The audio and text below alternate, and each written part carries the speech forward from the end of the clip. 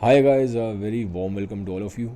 मैं यहाँ पे डिस्कशन कर रहा हूँ एल्बर्ट कैमू की नॉवल द फॉल के बारे में। ये एक ऐसी नॉवल है जिसके बारे में बहुत कम लोग जानते हैं, बट अपने आप में इस नॉवल में काफ़ी सारी एग्जिस्टेंशियल थीम्स के ऊपर एल्बर्ट कैमू ने रिफ्लेक्ट किया है और बहुत हद तक कह सकते हैं कि ये उनकी पर्सनल लाइफ से काफ़ी ज़्यादा इंस्पायर्ड है।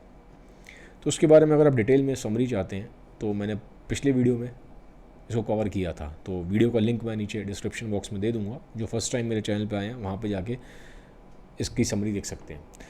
तो अभी ये मैं इसको डिटेल में कवर कर रहा हूँ कहानी को, और ये 2 पार्ट्स में आएगी। ये पहला पार्ट है, ठीक है। चलिए स्टार्ट करते हैं। अब है क्या, ये कहानी एक लॉयर की कहानी है। एक वकील है जिसका नाम है क्लेमेंस, और ये कहानी है एम्स्टर्डम की। तो एम्स्टर्डम यूरोप में है। तो जो क्लेमेंस है, जो वकील है, इस शाम के 7 बजे के आसपास अपना सारा काम वाम ख़त्म करके अपने घर की तरफ जा रहा होता है। अब जब जा रहा है घर की तरफ, तो एम्स्टर्डम में, जैसा कि मैंने बताया, और एम्स्टर्डम में नहरें बहुत हैं, छोटी छोटी सी समझ ली नदियाँ होती हैं। तो बहुत सारे वहाँ पे कैनाल्स हैं, नहरें हैं, और खूबसूरत शहर है। तो इधर नहर बह रही है, पास में ये जो क्लेमेंस है ये चलता हुआ जा रहा है, ठीक है। और इधर बिल्डिंग है और इधर बिल्डिंग है। समझने की कोशिश करिए, बीच में नहर है, इधर बिल्डिंग है, इधर बिल्डिंग है, और साइड में इधर नहर के चलता हुआ जा रहा है क्लेमेंस। शाम के 7 बजे हैं और सूरज लगभग डूबने वाला है। जब वो देखता है, अपना चेहरा उठाता है, ऊपर की तरफ देखता है ऐसे, तो दिखाई देता है कि अंधेरा होने वाला है। लगभग अंधेरा हो गया है, विजिबिलिटी कम हो गई है, और जो स्ट्रीट लाइट होती हैं वो जलना स्टार्ट हो गई हैं। और ये कहानी लिखी गई है करीबन 1950s की कहानी है। तो इमेजिन करने की कोशिश करिए, मैं कोशिश कर रहा हूँ आपको वहाँ पहुँचाने की जहाँ पे ये कहानी है। अब होता क्या है, एकदम से क्लेमेंस को आवाज़ आती है, एक लेडी की आवाज़ आती है, चीखने की आवाज़ आती है। तो उसको समझ नहीं आता आवाज़ कहाँ से आई। वो देखता है चारों तरफ, आवाज़ तो आ रही है पर कोई दिखाई नहीं दे रहा। बिल्डिंग की तरफ जाता है, शायद वहाँ से आवाज़ आ रही हो, लेकिन वहाँ आवाज़ नहीं है, क्योंकि जैसे बिल्डिंग की तरफ जाता है आवाज़ कम हो जाती है। तो उसका मतलब है बिल्डिंग से आवाज़ नहीं आ रही। तो वहाँ आसपास काफ़ी पेड़ बहुत थे, ग्रीनरी बहुत होती है वहाँ पे एम्स्टर्डम में। तो उधर की तरफ जाता है, पेड़ों की तरफ, तो आवाज़ वहाँ भी नहीं आ रही। उसको समझ में नहीं आता आवाज़ कहाँ से आ रही है, क्योंकि आवाज़ कंटिन्यूसली आ रही थी। एंड में उसको लगता है यार ये आवाज़ तो इस नहर में से आ रही है, इस पानी में से आ रही है। तो देखता है नदी की तरफ, नहर की तरफ, लेकिन वहाँ पे कोई है नहीं, पर आवाज़ तो आ रही है। और वो आवाज़ ऐसा लगता है जैसे उसके अंदर जा रही है, उसके अंदर बिल्कुल उसकी पूरी पर्सनैलिटी को उस आवाज़ ने डोमिनेट कर लिया है, उसको पोजेस कर लिया उस आवाज़ ने। अब वो आवाज़ उसको कई रातों तक परेशान करेगी। दिन में भी परेशान करती है, जब वो नॉर्मल अपना काम करता है वहाँ भी परेशान करती है, रात को सोता है तो भी परेशान करती है। उसको समझ में नहीं आता ये आवाज़ उसको इतना परेशान क्यों करती है। अब ये जो कहानी है ये उसी आवाज़ की कहानी है, वो लेडी की आवाज़। कौन है वो लेडी, वो आवाज़ कैसे आई इसको, क्या वो लेडी चाह रही थी, अब ये पूरी एक मिस्ट्री है। और क्लेमेंस को ही क्यों आई आवाज़, और उसके अंदर क्यों गूंज रही है आवाज़। दिन में भी आती है, उसको रात को भी आती है, हर टाइम वो आवाज़ उसको परेशान करती है। उसको समझ में नहीं आता ये आवाज़ का सोर्स क्या है। तो परेशान हो गए क्लेमेंस एक बार में चला जाता है, शराब घर में, रात को। उसका नाम मैक्सिको सिटी बार है, वहाँ जाता है। वहाँ बैठता है एक स्ट्रेंजर के सामने। अब स्ट्रेंजर के सामने अब वो अपनी पूरी लाइफ के बारे में बात करेगा और उसको बताएगा आज, क्योंकि जब वो बहुत ज़्यादा परेशान हो रहा है उस आवाज़ की वजह से, उस आवाज़ ने उसको परेशान कर दिया, उसकी ज़िंदगी को बिल्कुल चेंज कर दिया 180 डिग्री। वो अपने आप से सवाल करता है। तो आज उसको लगता है कि अब किसी को तो बताना पड़ेगा, जो मेरे अंदर है किसी को तो बताऊं, नहीं तो परेशान हो जाऊंगा, पागल हो जाऊंगा, ये आवाज़ मुझे ख़त्म कर देगी। तो जाता है, शराब घर है, बहुत सारे और भी हैं, वो लोग शराब पीने आए थे। तो ऐसे एक स्ट्रेंजर होता है, स्ट्रेंजर को पकड़ लेता है। और बातें करने में माहिर है, वकील है, बोलने में अच्छा था। लोगों से नेटवर्किंग करने में अच्छा है। तो एक आदमी को बिठा लेता है सामने और उससे बातें करता है। वो आदमी स्ट्रेंजर है, जानता नहीं है, पहली बार मिले हैं, लेकिन क्योंकि बात करने में बढ़िया है क्लेमेंस, तो उसकी थोड़ी हेल्प कर देता है। वो बेचारा जो स्ट्रेंजर है वो लैंग्वेज नहीं समझ पा रहा, शायद किसी और देश का होगा, वो बोल नहीं पा रहा वहाँ पे लैंग्वेज। क्लेमेंस को लैंग्वेज आती थी, नेटिव लैंग्वेज, तो उसकी हेल्प कर देता है। जो वहाँ पे बाउंसर वगैरह होते हैं क्लब में, जो वहाँ शराब सर्व करने वाले वेटर होते हैं, उनसे बात कर लेता है नेटिव लैंग्वेज में और उसका काम आसान कर देता है। तो स्ट्रेंजर को भी लगता है एक ऑब्लिगेशन है, तो बैठ जाता है उससे बात करने के लिए। अब क्लेमेंस अपनी लाइफ बताना शुरू करता है। वो अपने आप को हल्का करने आया है। अब बताता क्या है, स्टार्टिंग करता है इस चीज़ से कि वो कैसे कितना बड़ा लॉयर था। वो बताता है कि वो पेरिस में था पहले, फ्रांस में, अब बाद में आया एम्स्टर्डम। वो कहता है मैं पेरिस में जाना माना वकील था, बहुत मेरी इज्जत थी वहाँ, नाम था, पैसा था, सब कुछ था, वेल सेटल्ड लाइफ थी, लोग मुझे बहुत इज्जत देते थे। क्यों देते थे? एक तो वकील बहुत अच्छा, पैसा बहुत, और ये बहुत चैरिटी बहुत करता था, बहुत सारे गरीब लोगों का केस लड़ देता था, फ्री ऑफ कॉस्ट लड़ता था गरीबों का केस, पैसा भी बहुत देता था, लोगों को ऐसे ही दान पुण्य करता था, ले जाओ पैसा, गरीबों को पैसा दे रहा है, जिनको ज़रूरत है उनको पैसा दे रहा है। अब कई बार बड़ा काइंड हार्टेड था। कोई सड़क क्रॉस कर रहा है, मान लीजिए कोई ओल्ड इंसान है, कोई बुजुर्ग है, सड़क क्रॉस नहीं कर पा रहा, या कोई ब्लाइंड है, सड़क क्रॉस नहीं कर पा रहा, कोई अंधा व्यक्ति है, सड़क क्रॉस करवाता है उसको, कार से उतरेगा, कार अपनी साइड में लगाएगा, उसको पहले सड़क क्रॉस करवाएगा उस अंधे इंसान को। तो बड़ा ऐसा लगता है जैसे बड़ा चैरिटी करने वाला आदमी है, बड़ा हेल्पफुल आदमी है, तो दुनिया उसकी रिस्पेक्ट करती है। मतलब ऐसा नहीं खाली पैसा कमा रहा है, बड़ा वो भी है, हेल्पफुल भी है, चैरिटी करने वाला भी है। पर वो बताता है स्ट्रेंजर को, ये तो चेहरा मेरा दुनिया देखती है, क्योंकि ये चेहरा दुनिया को मैं दिखाता हूँ। पर एक बात और है, असली बात सुनो, ये चेहरा मैं इसलिए दिखाता हूँ दुनिया को क्योंकि मुझे वैलिडेशन चाहिए। मैं अंदर से बहुत खाली हूँ, मैं बहुत एम्प्टी हूँ, ये मैं वैलिडेशन सीख करता हूँ, पैसे से, सक्सेस से, चैरिटी से, लोगों की हेल्प करके। एक्चुअली मैं लोगों की हेल्प नहीं कर रहा हूँ, अपनी हेल्प कर रहा हूँ, नहीं तो मेरी एम्प्टीनेस मुझे मार देगी। मैं अपनी ईगो को बूस्ट कर रहा हूँ, नहीं तो मैं, मेरे अंदर कुछ है ही नहीं, फिर मुझे पता कैसे चलेगा मैं कुछ हूँ। तो ये चीज़ें सब मैं वैलिडेशन के लिए करता हूँ, अपनी मेरी ईगो बूस्ट होती है, क्योंकि अंदर का खालीपन मारता है। दुनिया तारीफ करती है, पर मैं जानता हूँ कि मैं क्यों कर रहा हूँ ये, और ये तुम्हें बता रहा हूँ पहली बार, अपने आप को खोल रहा हूँ तुम्हारे आगे आज। किसी को नहीं बताया मैंने ये बात अपने बारे में, इतना पर्सनल लेवल पे, इतना ऑथेंटिक हो गए, इतना ट्रांसपेरेंट हो गए। क्यों? क्योंकि मुझे एक चीख परेशान करती है। और उसको बताता है वो वाला इंसिडेंट, चीख वाला, वो लेडी की जो उसको आवाज़ आई नहर में से। पर वो कहता है तो मैं पूरी बात बाद में बताऊंगा, उतनी ही बात उसको बताता है जितनी मैंने आपको वीडियो बताई है। वो कहता है वो मुझे चीख परेशान कर रही है, मैं अपने आप को खाली करना चाहता हूँ, इसलिए अब तुमसे ये सब बातें कर रहा हूँ, तुम्हारे सामने अपना असली चेहरा रखना चाहता हूँ, क्योंकि तुम एक स्ट्रेंजर हो और तुम्हें जज नहीं करोगे, और कर भी लोगे तो क्या है, मैं तो तुम्हें जानता ही नहीं। और अब तो मैंने शहर भी बदल लिया है, और पेरिस में थोड़ा रहता हूँ मैं तो एम्स्टर्डम आ गया हूँ, और तुम खुद यहाँ पे नए हो, तुम खुद यहाँ फॉरनर हो, तुम चले जाओगे छोड़ के देश को। तो अब मुझे इमेज की टेंशन नहीं है, तुम्हारे सामने मैं जो हूँ वो रह सकता हूँ, जो मेरा रियल सेल्फ है वो निकाल सकता हूँ। अब अपना रियल सेल्फ निकालेगा उसके सामने, और निकालता भी है, वही बातें कर रहा है उससे सारी, जो उसकी रियलिटी है, जो अंदर से है, वो जो ऑथेंटिसिटी है उसकी। और ये पूरी कहानी इसी के ऊपर है, एक प्रिटेंशन और ऑथेंटिसिटी, एक जो वो जीवन दिखा रहा था लोगों को कि वो है मिस्टर क्लेमेंस, एक सक्सेसफुल लॉयर, वो दुनिया देख रही है, पर इंटरनली वो क्या है, अंदर से वो क्या फील करता है, उसकी रियलिटी क्या है, वो तो सिर्फ वो जानता है।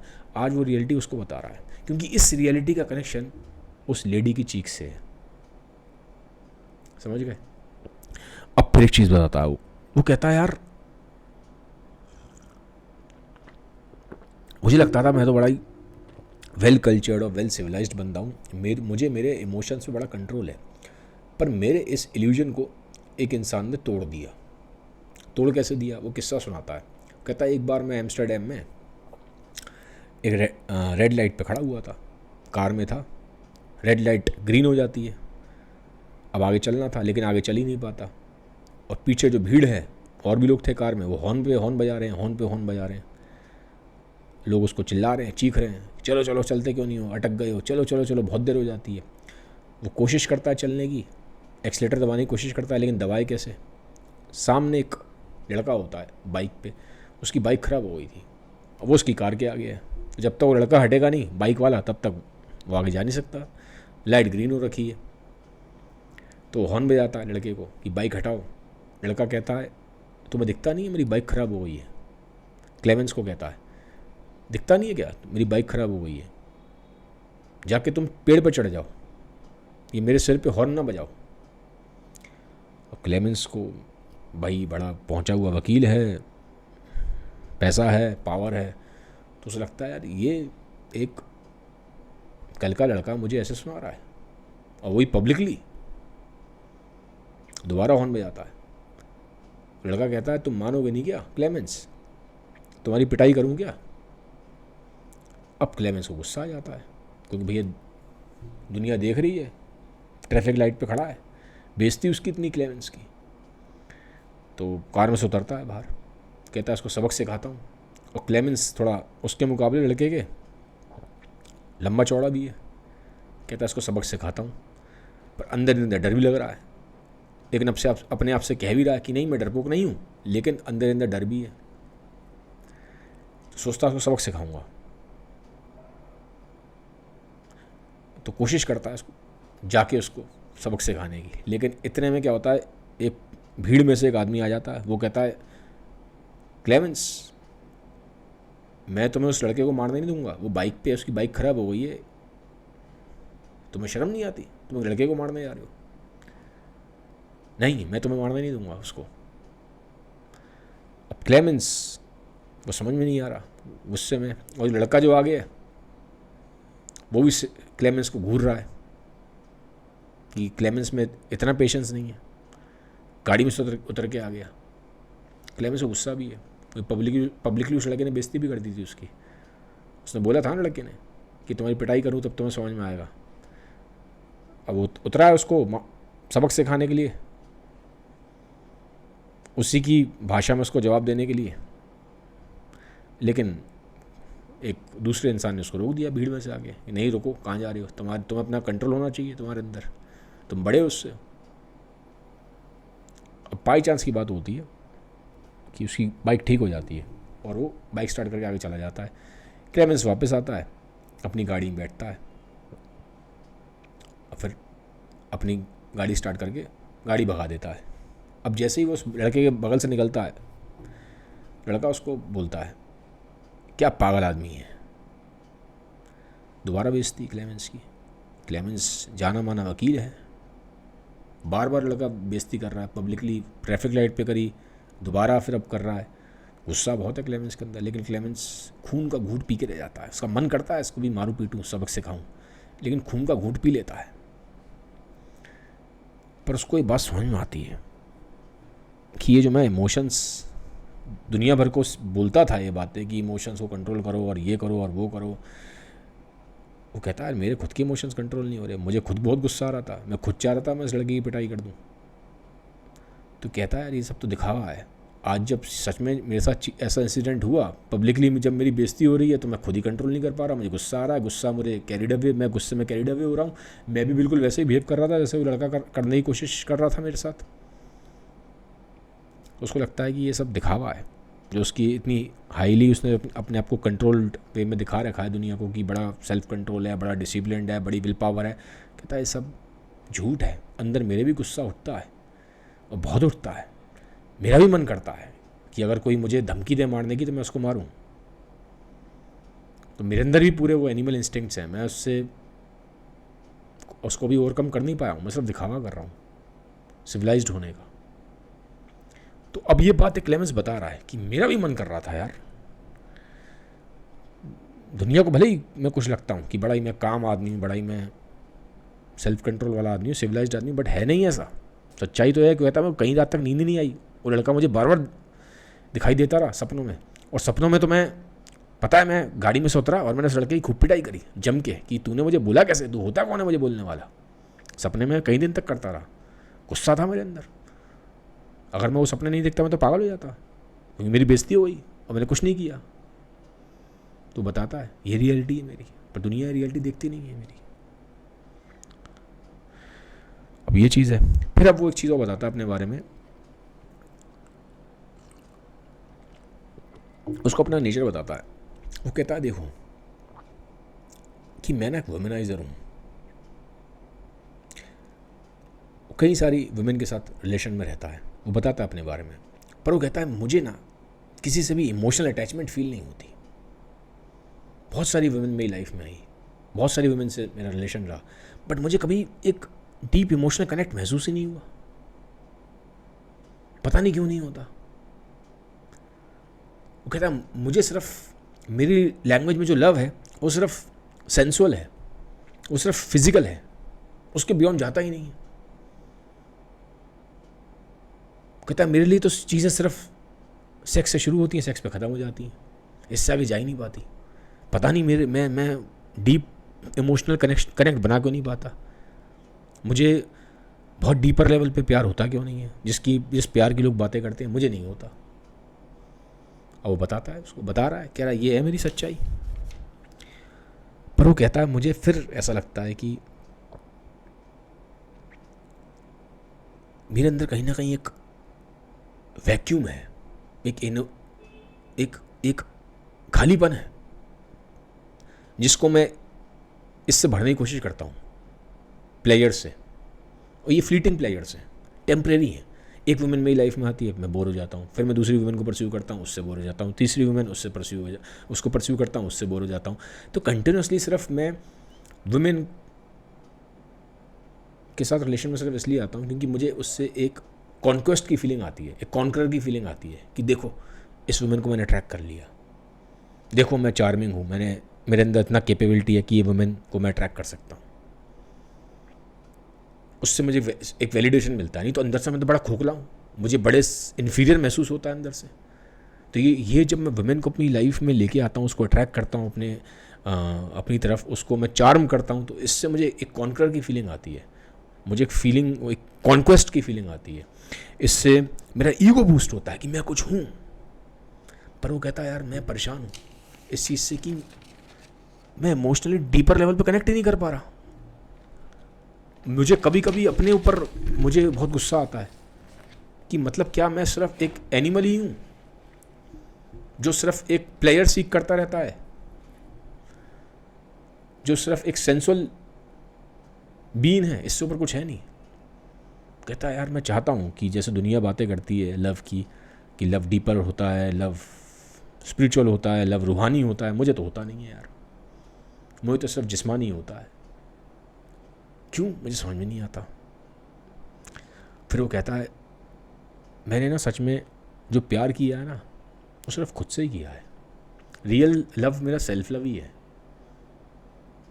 बाकी तो सिर्फ, वो कहता है मैंने just for the sake of conquest and just for the sake of ego gratification और just for the sake of validation कि हाँ भैया मैं कुछ हूँ, नहीं तो मैं तो पागल हो जाता, मेरे को तो अपनी सेल्फ वर्थ नज़र ही नहीं आती, इसलिए मैं रिलेशनशिप में आता था।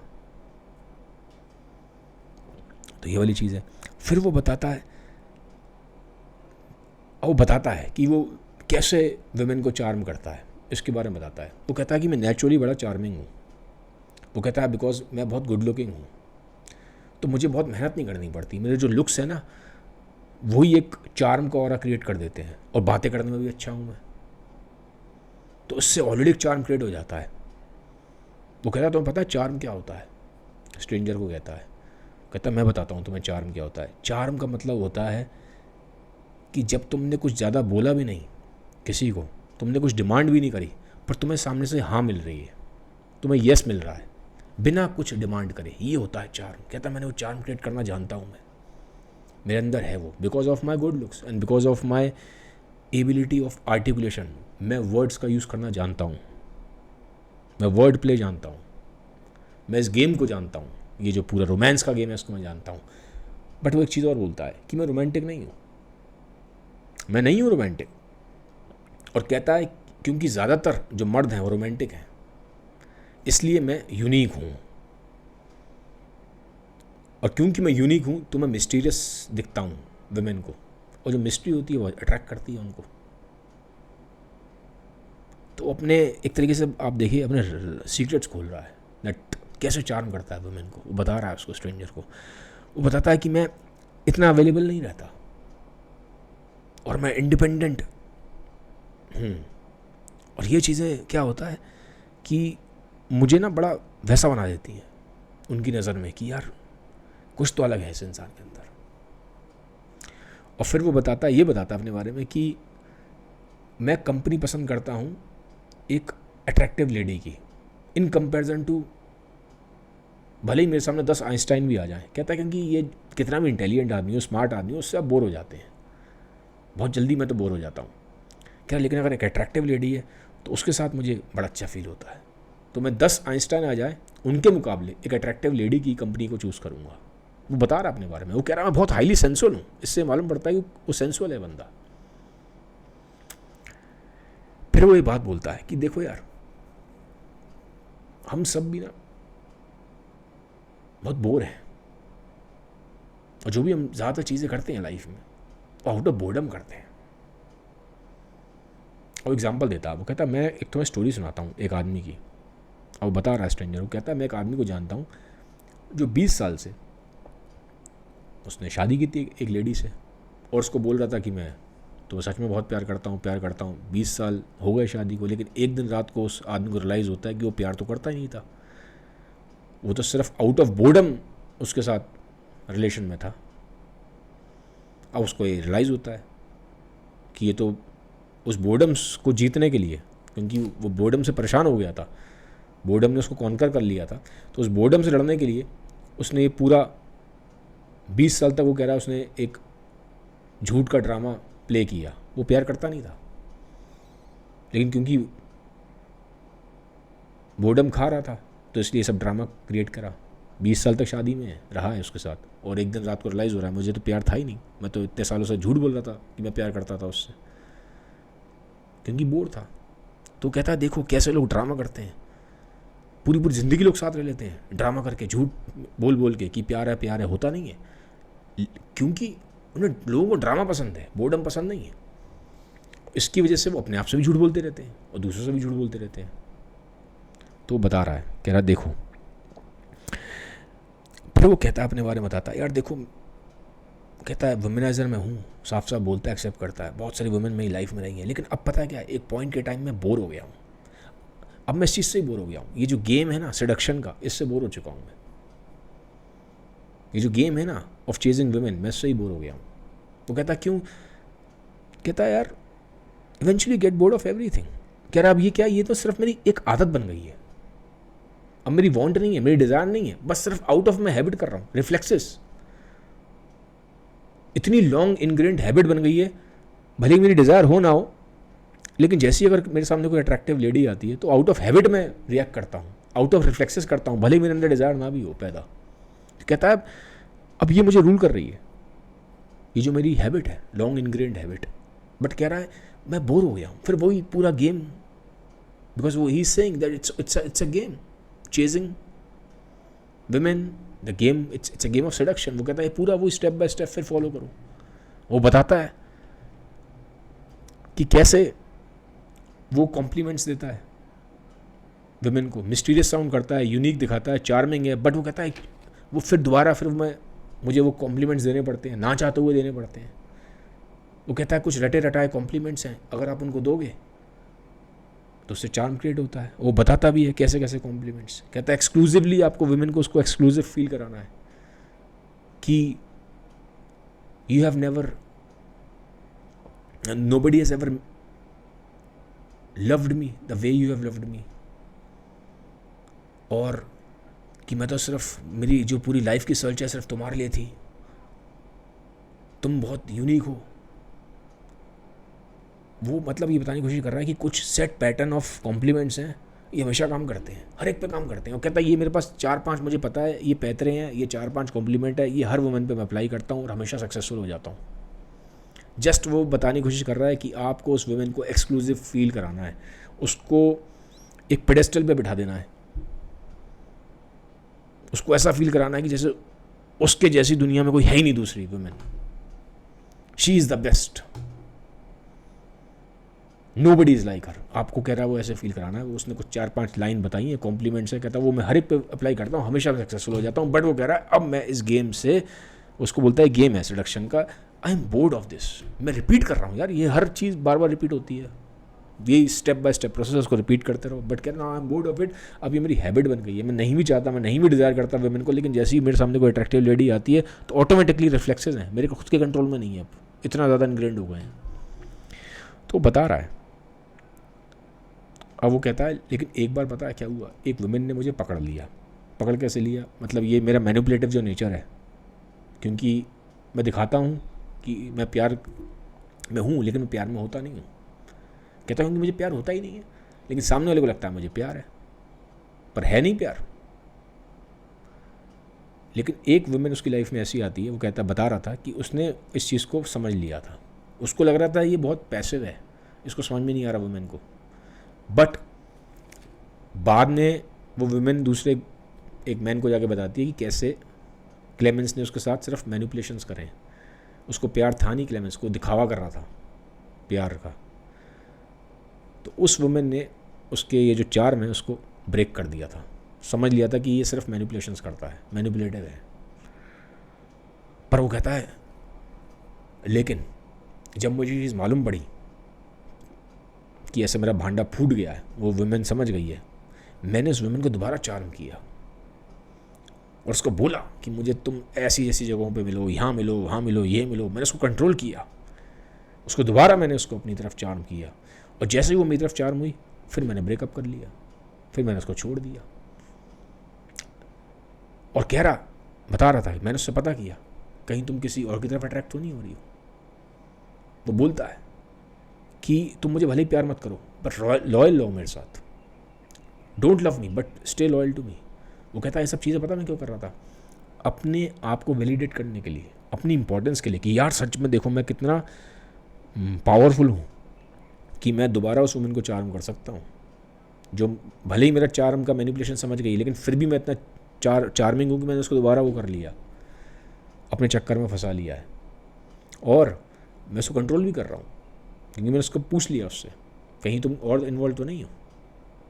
जैसे उसने बोला नहीं हो तो मैंने उसको बोला ठीक है अब तुम जाओ। तो कहता है वो इस तरह से क्या करता है, वो एक काइंड ऑफ ए गेम खेल रहा है वो वुमेन के इमोशंस के साथ। तो हाईली एक नार्सिसिस्टिक इंसान है, हाईली एक मैनिपुलेटिव इंसान है, हाईली एक ऐसा इंसान है जिसको साइकोलॉजी में एक टर्म होता है डार्क ट्राइड। ठीक है, तो एक डार्क ट्राइड होता है, ट्राइड जिसमें एक तरफ मैनिपुलेटिव इंसान है, मैकियावेलियन टैक्टिक्स हैं, नार्सिसिस्टिक है, ठीक है, झूठ बोलेगा, अपने आप को बहुत चार्मिंग दिखाएगा, रियलिटी कुछ होगी, दिखाएगा कुछ। तो उसको बता रहा है स्ट्रेंजर को कि मेरी तो पूरी ज़िंदगी झूठ है यार, मेरे को मौका मिला, there were many women in my life who genuinely loved me, पर मैं तो झूठ ही बोलता रहा, पूरी ज़िंदगी झूठ बोलता रहा, सिर्फ मैनिपुलेट करता रहा, सिर्फ एंड में कंट्रोल करता रहा उनको। क्योंकि सिर्फ ये सब मैं क्यों कर रहा था, अपने आप को प्रूव करने के लिए कि मैं कुछ हूँ, क्योंकि मेरे अंदर इतना खालीपन है, इतना एम्प्टीनेस है कि वो एम्प्टीनेस मुझे खाता है, मुझे काटता है। तो ये सब चीज़ें ना जब मैं कॉन्क्वेस्ट करता था, वुमेन उसके लिए कॉन्क्वेस्ट बन गई थी। जब वो करता था ना तो उसको एक सेंस ऑफ अचीवमेंट की फीलिंग आती थी, उसको एक ईगो ग्रेटिफिकेशन मिलता था। नहीं तो खाली अंदर से डरा हुआ इंसान है, खोखला है, वो खुद ही बोल रहा है कि मैं ऐसा हूँ स्ट्रेंजर को, मैं कुछ नहीं हूँ, बेकार हूँ, अंदर से खोखला हूँ। दुनिया को लगता है मैं सक्सेसफुल हूँ, पैसा है, शोहरत है, इतना नामी ग्रामी वकील हूँ, पर कुछ नहीं है यार,